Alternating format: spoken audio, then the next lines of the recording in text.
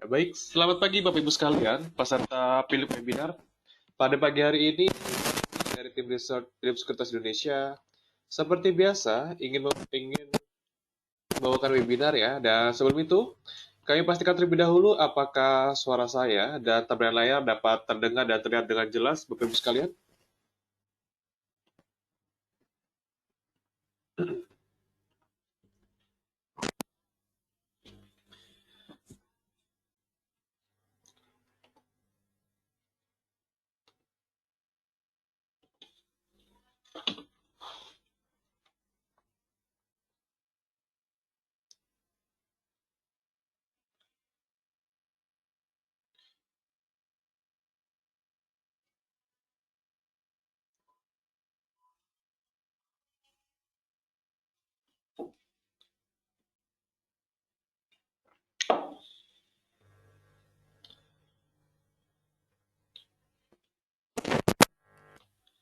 Oke, nampaknya sudah baik ya. Langsung saja kita mulai. Tadi mohon maaf suaranya agak bermasalah. Kita mulai sekarang dari materi pertama, yaitu dari market map. Kita lihat dari bursa global kecenderungan melemah ya, dari Dow Jones, S&P, Nasdaq. Itu penurunan di kisaran hampir menyentuh angka 2%. Sementara di bursa Eropa juga kembali melemah kemarin. Kita lihat dari bursa Jerman dan juga Inggris melemah cukup signifikan ya, di atas 1,5%. Sementara untuk Asia, kemarin juga terjadi aksi profit taking yang masif juga, sehingga bursa Asia ditutup melemah pada hari kemarin di atas 1% rata-rata ya. Nikkei 1,89, Hang Seng hampir 1%, dan strike time Singapura 0,61%. Sementara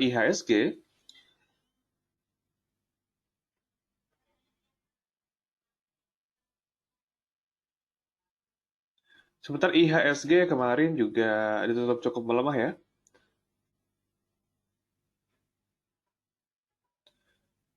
Lalu kita lihat dari komoditas. Ini terlihat dari komoditas harganya kebanyakan cenderung melemah. Dari minyak, yaitu WTI dan juga Brent, agak melemah dikit. Lalu dari emas cenderung menguat, dan batu bara melemah tipis 1,2%, sementara CPO masih melanjutkan rally-nya 2,31%. Lalu nikel, tin, dan juga copper itu cenderung melemah juga. Jadi overall commodities kebanyakan melemah. Bursa global juga melemah. Kami lihat juga investor masih wait and see menunggu data GDP keluar. Kita di market map melihat hal tersebut, kami lihat IHSG akan cenderung bergerak melemah hari ini. Investor selain melihat dari GDP juga melihat dari adanya rilis data keuangan ya. Seperti kemarin perbankan sudah mulai beberapa yang rilis, seperti Bank BRI dan juga Bank Mandiri sudah mulai rilis. Dan BNI juga sudah rilis ya kemarin. Nampaknya kebanyakan pada di bawah konsensus dari laba bersih dan juga pendapatan.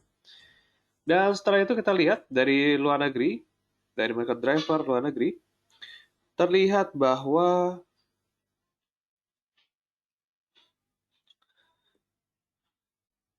kita lihat dari China ya. China akhir pekan lalu melaporkan data rasio manufacturing PMI yang turun ke level 51,3 di bulan Januari dari level 51,9 pada bulan Desember. Meskipun bertahan di atas level 50, data manufacturing PMI berada di bawah ekspektasi yang sebesar 51,6. Nah, subindeks permintaan baru ekspor atau new export orders berada di level 50,2. Ekspansi selama 5 bulan beruntun, meskipun turun dari level 51,3 yang di bulan Desember lalu. Dan untuk sektor non-manufaktur atau jasa, data service PMI memperlihatkan aktivitas ekspansi selama 11 bulan beruntun, meskipun dengan laju yang lebih lambat akibat tertekan oleh penyebaran virus COVID-19. Lalu kita lihat yang berikutnya, pada bulan Januari, untuk Tiongkok itu masih mencatatkan lebih dari 2.000 kasus COVID-19 baru, sehingga beberapa kota besar berada dalam status lockdown, dan belasan juta warga menjalani tes. Lalu kita lihat dari sisi market negara berkembang ya. Kita lihat untuk negara berkembang, data manufaktur PMI dari Tiongkok, Korea Selatan, Indonesia, Thailand, dan Filipina dijadwalkan dirilis pada hari ini, di mana secara rata-rata data manufacturing PMI di negara-negara tersebut sudah mencatatkan perbaikan selama 8 bulan beruntun. Investor juga akan mencerna data inflasi di negara berkembang, karena tanda perlambatan laju inflasi akan menaikkan imbal hasil atau real yield di tengah situasi suku bunga yang rendah. Nah, Indonesia sendiri akan melaporkan data inflasi pada hari ini, diikuti oleh Korea Selatan di hari Selasa, sementara Filipina, Thailand, dan Taiwan akan melaporkan data inflasi mereka pada hari Jumat. Kita lihat konsensus pasar mengharapkan laju inflasi yang stabil. Lalu kita lanjut ke market news. Ke foreign flow ya. Untuk foreign flow kemarin penurunan IHSG juga disertai dengan adanya massive selling ya. Asing cenderung jual di kisaran 977,57 miliar. Cukup jauh, sehingga dari awal tahun hingga hari ini, asing cenderung net buy sekitar 10,02 triliun. Jadi kemarin ada aksi profit taking, tapi overall asing juga masih masuk di kita. Kita lanjut ke market news. Untuk market news kita ada DSNG, PRDA, dan juga Silo. Kita lihat ketiga emiten ini ya. Dari DSNG sendiri terlihat bahwa DSNG mencatatkan pertumbuhan di produksi CPO selama tahun 2020 di tengah kenaikan dari harga rata-rata penjualan. Lalu berikutnya dari Prodia. Untuk Prodia, dia menghadirkan pemeriksaan anti SARS-CoV-19 kuantitatif untuk mengukur titer antibody terhadap virus COVID-19. Lanjut Silo, PT Siloam International Hospitals, dia membuka dan mengoperasikan rumah sakit ke-40 di Surabaya bernama Rumah Sakit Siloam Cito.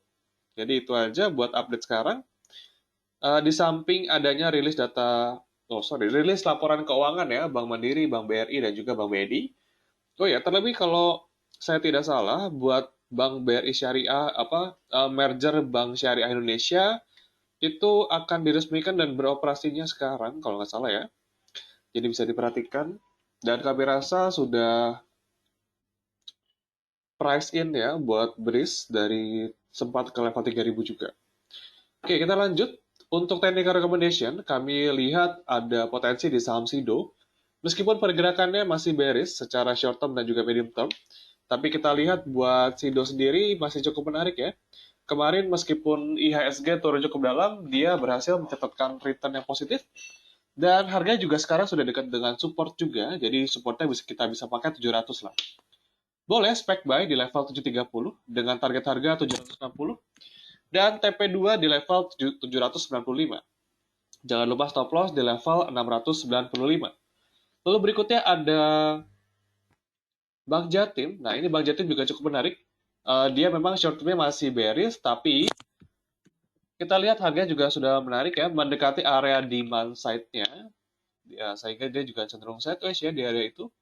Boleh beli dengan kisaran level 760 dengan target harga 830 dan target harga kedua di level 885. Jangan lupa stop loss di level 715 buat BJTM. Lanjut, ada LSIP. Nah, ini LSIP juga menarik. Kita juga boleh trading ya untuk LSIP. Kita lihat LSIP, dia juga cenderung sideways aja. Harga sudah berada di atas MA5. Dengan kondisi harga CPO juga tadi juga naiknya cukup signifikan ya, 2,3%. Kemarin juga Kamis juga naik juga 3%.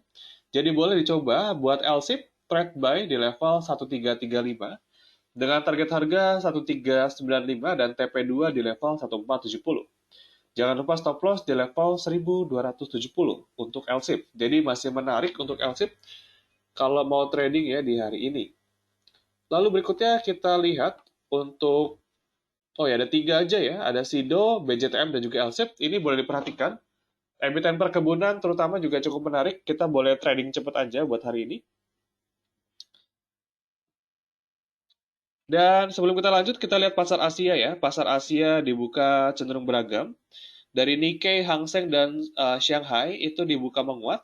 Nikkei menguat 1%, Hang Seng menguat 1,14%, dan Shanghai menguat 0,27%, sementara dari Straits Times Index Singapura, dia dibuka melemah ke level minus 0,68%. Itu review sekilas, lalu kita masuk ke sesi berikutnya, yaitu sesi Q&A. Silakan Bapak Ibu yang ada pertanyaan, boleh tuliskan di kolom yang telah tersedia.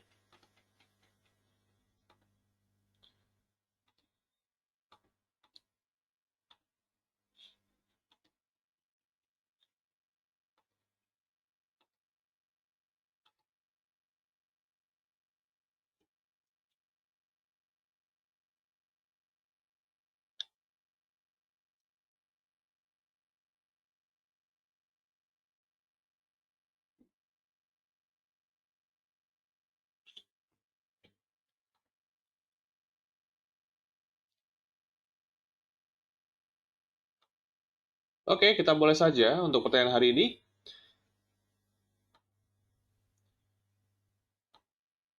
Oke, pertama adalah dari Bapak Hendra, Ciputra, Java, dan MNCN. Untuk Ciputra, kami lihat masih cenderung sideways aja. Yang jadi titik penentunya adalah di level harga 900 sih. Kalau dia berhasil bertahan di level 900, boleh dibeli, tapi dia juga masih cenderung di downtrend, Pak. Karena dia resisten di 930. Nah, ini kalau bisa kita pakai berarti support 930, support 900, resisten 930. Tapi dia masih downtrend. Hati-hati kalau dia sudah tutup di bawah level 900 ya, buat CTRA. Java, buat Java, ini cukup panjang juga ya dari ekor bawahnya. Jadi kalau mau Java, kita bisa lihat kalau range masuknya di level 1350 sampai 1360 dengan target harga di level sekitaran 1400. Jadi kita agak konservatif. 1400 jual dulu. Dan MNCN, untuk MNCN ini kalau menurut saya nggak dulu sih untuk MNCN. Trennya juga masih downtrend, pembalikan arah belum terjadi. Penurunan kemarin disertai dengan volume yang lebih besar dibandingkan dengan hari-hari sebelumnya. Jadi tidak dulu buat MNCN. Lalu Bapak Ibnu, tadi LSIP BJTM itu masuk dalam radar kami ya. LSIP juga cukup menarik, kalau mau masuk boleh. Target harga 1395, stop loss di 1270. BJTM juga sama, cukup menarik menurut kami. Boleh masuk, target harga kita 830, TP2 di 885 buat BJTM. Stop loss di level 715. Lalu berikutnya buat Bapak Rio, ADMF dan juga BBNI. Buat ADMF sendiri, ini dari volume juga kami rasa kurang begitu liquid ya. Volume kurang begitu liquid, harga saham sedang downtrend, jadi saya pribadi tidak untuk masuk di saham ini. Dan Bank BNI kemarin mencatatkan penurunan laba cukup signifikan ya, sampai minus 79%. Jadi kalau saya rasa ini kita masih wait and see dulu, kalau mau kita tunggu di level harga 5.300 untuk Bank BNI. Lalu Bapak Junet, ICBP udah level, oke. Untuk ICBP saya rasa kita boleh masuk di kisaran level 9.000 ya. Kita boleh masuk di kisaran level 8.950 sampai 9.000. Nah, jadi kita masih wait and see dulu, atau juga boleh cicil-cicil aja di level 100-an ya, misalnya 9.100 masuk, lalu berikutnya 9.000, lalu berikutnya lagi 8.900, jadi kayak step by step aja. Kalau buat long term itu masih boleh. Untuk Unilever sendiri saya rasa pergerakan juga cukup stagnan. Ini kemarin pergerakan harganya sudah di area, oh ya, di area supportnya di level 6.900. Jadi kalau mau ditunggu di level itu sih. 6.900 kalau masuk di situ. Dan untuk target harga di level 7.200. Buat Unilever dia masih downtrend, pergerakan harga tidak begitu banyak. Telkom, oke, Telkom juga kembali jebol dari sideways channel dia. Buat Telkom sendiri kita lihat, kalau mau beli saya lebih suka kita beli di level 3.100. 3.100 ya kalau mau beli. Jadi ntar dulu kalau masuk di Telkom. 3.000 sampai 3.100 lah kalau mau beli di situ. SMRA, SMRA ini sudah turun di bawah level 700. Kita tunggu sideways dulu dan memastikan level 700 itu agak kuat. Jadi kita tunggu sedikit sideways dulu. Harga juga masih downtrend di bawah MA5 soalnya pergerakan harganya. Jadi kira-kira gitu buat SMRA masih downtrend, kita tunggu sideways di kisaran 700-an. Biar dia support 700-an itu bisa lebih stabil dulu, jangan masuk sekarang. Oke, agro. Agro buat trennya ini masuk di bearish ya dari tanggal 13 Januari 2021 dia masuk bearish dan ini nampaknya dia ARB terus ya. Mengikuti dengan saudaranya Breeze yang dia juga ARB juga beberapa hari terakhir. Jadi buat agro masih dalam fase bearish, belum ada tanda-tanda pembalikan arah. Jadi enggak dulu. Lalu Bapak Trisha baru mau masuk di Pawon. Oke, mau di berapa? Ya oke, untuk di Pakuwon, sorry. Untuk di Pakuwon kalau masuk di berapa? Ini saya lebih suka untuk Pakuwon. Kita masuk di kisaran level 464 sampai 470. Kenapa? Karena dia sekarang berada di area resisten. Resistennya itu adalah 480. Nah, atau jika Bapak Trisha maunya yang buy on breakout, boleh di level harga 480 sampai 484. Itu buy on breakout. Tapi level supportnya agak jauh. Dia level support di level harga di sini ada di level 460. Nah, itu jadi kira-kira begitu buat Pak Kuon. Ada dua strategi, kita beli yang agak rendah atau langsung buy on breakout. Lalu ada RALS. Untuk RALS sendiri kami lihat masih downtrend. Ini sudah jebol lagi, lower low. Jadi kita masih wait and see dulu nih Pak untuk RALS. Jadi agak hati-hati juga. Karena trennya juga masih penurunan. Sudah tembus support lagi, jadi nggak dulu. SMRA tadi sempat disinggung. Iya, kita tunggu level sideways dulu. Kita tunggu biar 700 itu kuat sebagai level support. Jadi agak sabar dulu, kita tunggu SMRA gitu. Untuk KF, untuk emiten farmasi, saya rasa cenderung masih akan ARB lagi. Karena trennya juga masih sudah lewat dari sana ya. Dari KF, INAF, IRA itu masih, saya rasa masih akan ARB lagi. Untuk trennya masih dalam tren penurunan. Lalu Pak Ferial, untuk waskita IRA, tadi IRA sudah ya, masih saya rasa akan ARB lagi. Kemarin itu dia ARB ya, ARB terus dia. Untuk waskita level support itu level 1400, jadi kita lihat di situ ada potensi penurunan ke level 1400 dan nanti jika rebound, target reboundnya ke level 1500. Jadi boleh diperhatikan di level 1400 sebagai area supportnya. Dan PTPP, untuk PTPP sendiri ini kita lihat level support di level 1580. Jadi kalau PTPP spekulatif dulu 1580 sampai 1600 kalau mau beli di situ. Target harga di level 1820 buat PTPP. Target harga di level 1700. Kita pakai konservatif MA5 dulu. Lalu Pak Fufansen, untuk Telkom, Kalbe, dan Indofood. Oke, untuk Telkom sendiri, kita lihat karena di downtrend. 3.000 tadi ya, 3.000 sampai 3.100 kalau mau masuk. Kalbe Pharma ini sudah mendekati area supportnya. Supportnya dia di 1450. Jadi boleh akumulasi di situ, 1450. Target harga 1.515. Lalu Indofood. Untuk Indofood sendiri, ini sudah break cukup jauh ya. Jadi buat Indofood masih wait and see. Kita tunggu sebentar lagi di level harga 5.800 sampai 6.000 buat Indofood. Lalu berikutnya buat Telkom. Untuk Telkom dia modal di 3.500 ya. Kalau saya pribadi, kalau buat Telkom dia fundamentalnya masih bagus. Nggak apa-apa kita averaging down aja perlahan. Nggak apa-apa sih, jangan di cut loss kalau buat Telkom, dia prospeknya masih oke ke depan.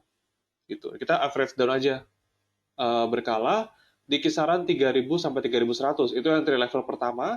Entry kedua ada di kisaran level 2.500 sampai 2.800. Jadi kita masuknya perlahan juga buat Telkom, nggak apa-apa buat averaging down. Lalu Antam dan Inco, untuk Antam saya masih belum melihat dia bisa rebound. Untuk Antam level support di level 2000, jadi kita masih wait and see. Inco cukup menarik sebetulnya, tapi tadi kita lihat pagi-pagi harga nikel juga masih kurang bersahabat. Jadi saya rasa buat Inco pergerakannya akan cenderung ketahan sih. Dia resisten sekarang di level harga 5.600 buat Inco. Jadi kalau buat sekarang saya lebih prefer Inco dibandingkan Antam karena pergerakan harganya lebih stabil. Dia membentuk pola doji terakhir seperti ini menandakan adanya pembalikan arah buat di Inco. Gitu. Pembalikan arah target di 5.600 TP1. Lalu PTPP, untuk PTPP tadi sudah disebutkan 1580 sampai 1.600 ya. Dan jasa marga kemarin penurunan cukup dalam. Kalau mau akumulasi di level 4150 sampai level 4270. Dengan target harga di level 4.450 untuk jasa marga. Jadi jika saya ulangi lagi, kalau masuk kita di level sekitar sini lah boleh. 4.150 sampai 4.270. Target harga di level 4.450. Lalu Pak Robert Manuel, tadi Antam sudah saya sebutkan, Inco juga sudah, BBRI ya cukup dalam penurunannya, asing juga kemarin jualan cukup hebat di sini. Wait and see dulu. Kalau mau beli kita tunggu di kisaran level 3.900 sampai 4.000 untuk Bank BRI. Oke, Antam sama Inco bisa drop ke berapa? Untuk Antam sendiri tadi di level 2.000 ya penurunannya. Dan Inco sekarang sedang mencari area support. Kami lihat supportnya di level 5.000 untuk Inco. Lalu berikutnya dari Bank BCA, dari Ibu Melinda terkait Bank BCA. Buat Bank BCA pergerakan cenderung agak stabil ya, stabil-stabil aja. Level support di level harga 33.000 kalau buat sekarang. Resisten di level 35.000 buat Bank BCA. Oh ya, maaf Ibu Tricia. Oke. Oke, lalu INKP. Untuk INKP kita lihat setelah rally. Nah, ini untuk INKP dia masih on track ya di uptrend channel. Kita lihat untuk ini INKP, kalau sudah punya sahamnya boleh di hold dengan asumsi dia berhasil bertahan di atas level 12.500. Nah, target harga untuk sekarang agak tipis dulu, 13.500 sebagai target harganya. Oke, lalu berikutnya Bapak Roy. Nah, ini untuk kalau buat reksadana, nggak apa-apa kalau di luar pembahasan. Nah, kalau mau aplikasi buat reksadana, sebetulnya di Poems itu udah bisa sih, Pak. Di Poems Mobile kita bisa beli saham, reksadananya juga ada. Jadi nggak apa-apa. Di satu kita cuman buat satu akun sekuritas, tapi di dalamnya itu kita bisa beli saham dan juga reksadana. Itu di Poems itu ada, namanya Profund. Tinggal download aja Poems Mobile. Nah, itu lebih enak sih, lebih simple. Di satu aplikasi ada berbagai macam eh, berbagai macam produk lah gitu. Lalu selamat pagi untuk Wika. Untuk Wika sendiri kita lihat level support di level 1.700, resisten di level 1.900 untuk Wika. Jadi pergerakan nampaknya akan mulai terbatas, dia masih di bawah MA5 ya. Masih di bawah MA5 pergerakannya, masih dalam fase downtrend.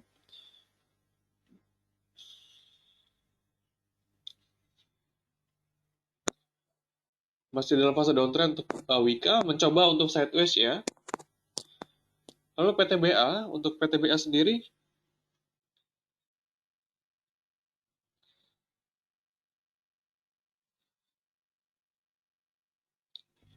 untuk PTBA kita lihat kalau mau invest, nah ini kalau buat PTBA ya, sebetulnya kalau mau invest kita mainnya di lebih yang defensif sih, banking or consumer goods. Banking or consumer. Cuman kalau di komoditas kayak PTBA, ini kita mainnya siklus. Nah, jadi hati-hati kalau buat komoditas, ini kita lebih menekankan ke siklus. Kalau mau masuk, saya lihat ini level support di level 2400. Jadi range-nya belinya di 2400 sampai 2500 untuk entry point sekarang. Nah, tapi hati-hati ini sudah masuk di double top sih, satu, dua. Nah, ini ada potensi masih bisa turun lagi karena ini garis double top ya. Hati-hati buat PTBA. Ini ada gap juga yang udah keisi. Jadi boleh beli perlahan 2400 sampai 2500.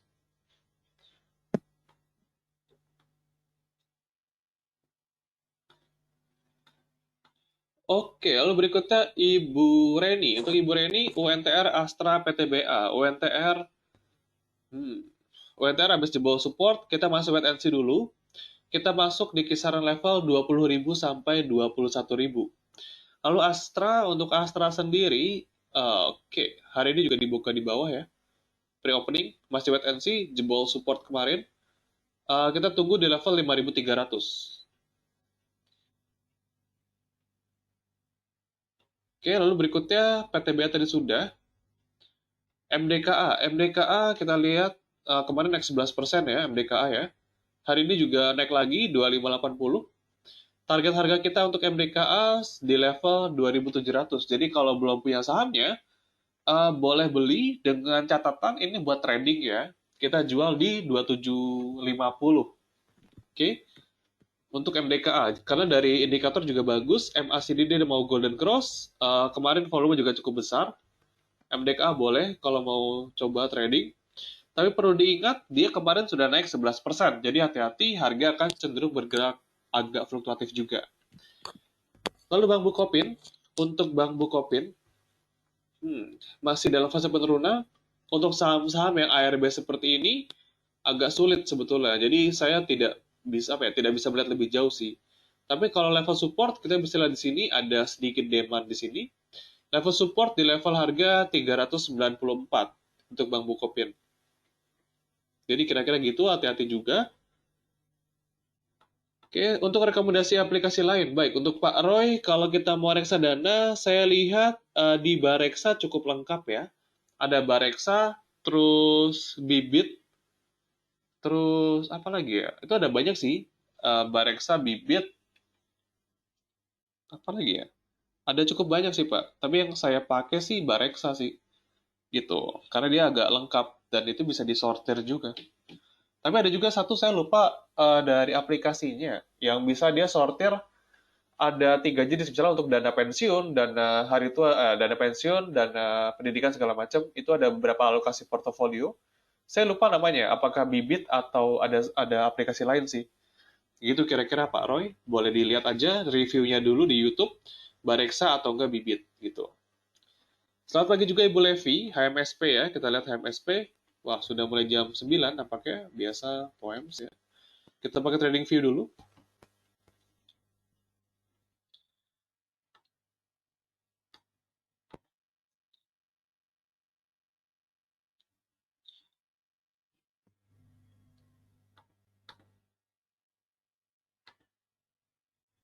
Oke, kita lihat HMSP.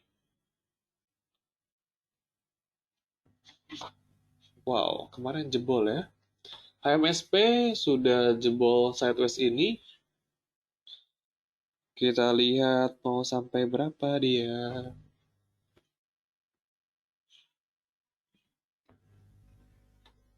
Takutnya dia ke bulan Maret ini sih.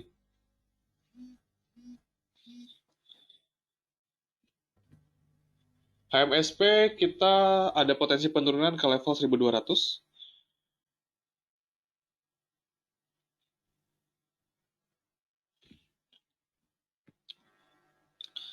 HMSP potensi turun ke level 1200 ya. Jadi masih jangan dulu, dia masih downtrend.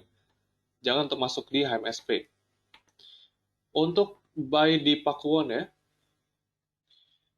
Ntar dulu, kita bahas dulu Pakuwon.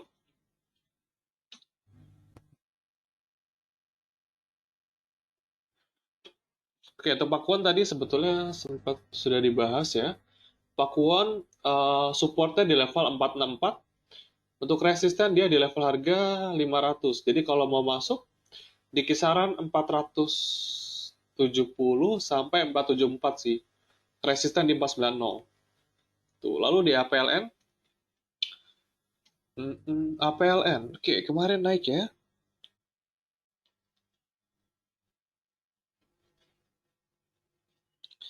APLN kita masih wait and see dulu, level support di level harga 150. Ini masih dalam fase downtrend, jadi nggak dulu buat masuk di APLN. Lalu berikutnya Pak Junet. Waduh, pertanyaan ini agak berat ya Pak. Bagaimana kinerja reksadana di POEMS dibandingkan dengan Bareksa, Bibit, dan lain-lain? Oke. Kalau kita compare itu dari reksadananya. Nah, kalau reksadananya itu sebetulnya sama aja dari berbagai aplikasi. Cuman bedanya adalah si platform-platform ini pastinya menawarkan user interface yang berbeda dan juga kelengkapan produknya juga itu berbeda. Nah, kalau di Poem sendiri, kalau saya lihat itu masih enak juga sih. Di portofolio kita bisa lihat ada plus persentasenya berapa, gainnya berapa persen. Mirip-mirip kayak kita di saham. Dan juga itu ada bisa disortir ya, kalau nggak salah bisa disortir juga. Itu bisa disortir semua dari performa, dari reksadana pasar uang, pasar dana, dan segala macam. Jadi lebih enak sih kalau buat di Poems kalau kita mau sortir reksadananya. Kelemahannya mungkin kalau saya lihat itu dari sisi kelengkapan reksadananya ya. Biasanya reksadananya ya itu yang kecil-kecil itu nggak ada di Philips sih. Jadi mungkin ada yang kurang lengkap aja. Tapi overall, kalau kita bicara tentang kinerja reksadana, itu apa ya? Kalau kinerja reksadana itu yang mengelola adalah aset manajemennya. Nah, sementara kalau buat Poems, Bareksa, Bibit, itu mereka coba menawarkan user interface yang berbeda dan juga dari sisi informasi yang diberikan aja berbeda atau enggak. Nah, kita bisa lihat lengkapan yang mana. Nah, kalau dari Poem saya rasa udah cukup oke sih. Tapi kalau buat yang Bibit itu lebih ke arah alokasi apa ya, yang benar-benar newbie, dia ada robo advisor yang bisa memberitahu kira-kira apa ya, isi portofolio reksadana kita mau ada apa aja sih, berapa persennya, misalnya 10% di pasar uang, 30% di pasar saham, itu mereka bisa kasih advice. Nah, tergantung dengan profil resiko dari Bapak Ibu sekalian. Sementara kalau Bareksa, itu saya pernah pakai. Kalau Bareksa sendiri, kalau saya lihat memang cukup lengkap dari bagian reksadananya.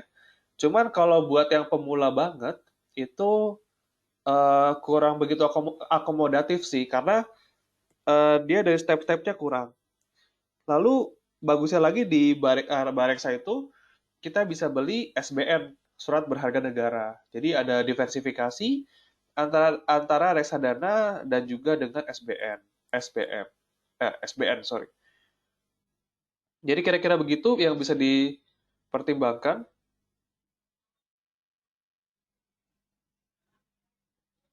untuk berbagai aplikasi tersebut. Mereka hanya menawarkan user interface yang berbeda saja. Sementara kinerja reksadana akan cenderung sama, tergantung dengan aset manajemen yang mengelola dana Bapak Ibu sekalian. Nah, kira-kira itu ya. Semoga bisa menjawab tadi untuk Bapak Roy dan juga Bapak Junet.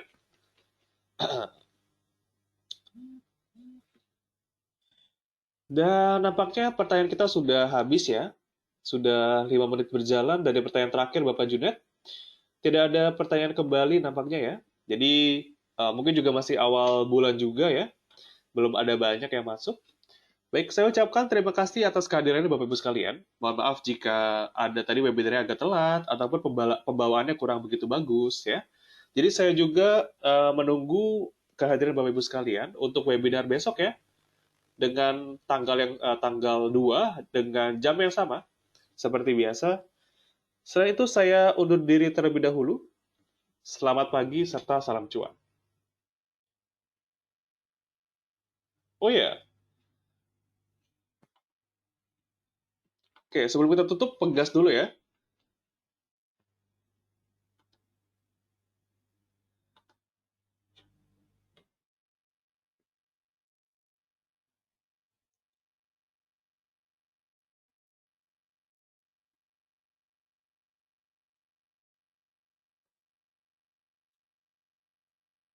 Oke, untuk pegas 1.300 ya, kalau mau kita tunggu 1.300.